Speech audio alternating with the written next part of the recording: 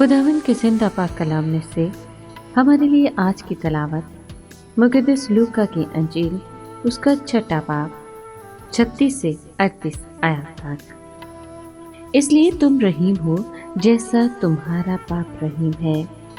ऐब ना लगाओ तो तुम पर भी ऐब ना लगाया जाएगा। मुजरिम ना ठहराओ तो तुम भी मुजरिम ना ठहराए जाओगे।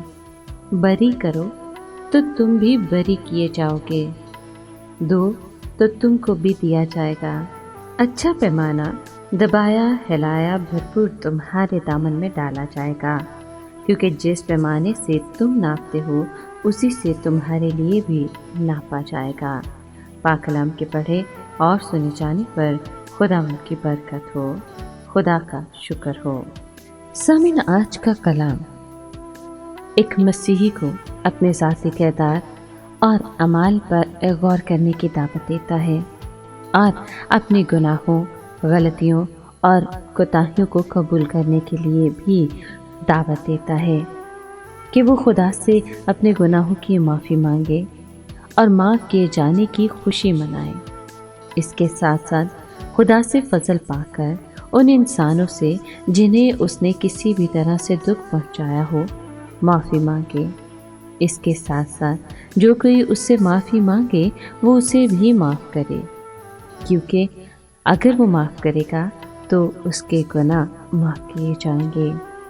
आज का कलाम इंसान को हलीम होने और ज़ाती पाकीज़गी में तरक्की करने का फजल बख्शता है।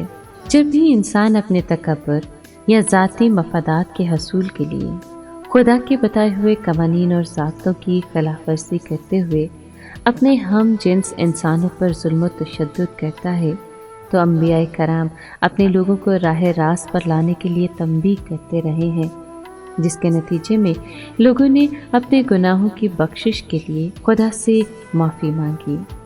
इसी तरह रोज़ों के आयाम खुदा से माफ़ी मांग कर हलीम और फरोतन होने के आयाम हैं। आज का कलाम भी हमें दावत देता है कि रोज़ों के आयाम खुदा से माफ़ी मांगकर हलीम और फरोतन होने के आयाम हैं। आए हम रोज़ों के मौसम में अपने गुनाहों और गलतियों के लिए खुदा से माफ़ी मांगें। इसके साथ उन बहन भाइयों से भी ज़रूर माफ़ी मांगें जिन्हें हमने दुख दिया या नुकसान पहुंचाया है। ये भी बहुत ज़रूरी है कि हम उन्हें माफ़ करें जो हमसे माफ़ी मांगते हैं, और ख़ास तौर पर दुआ करें कि खुदा पाक मुझे हलीम और फरोतन बनने की तौफीक बख्श, मुझे माफ़ी मांगने और माफ़ करने का फजल अता कर, मुझे मसीह की सलीब से मोहब्बत करना सिखा, मेरे ख़ानदान को अमन का गहवारा बना और मुझे पाकीज़गी में बढ़ने का फजल अता कर। आमीन।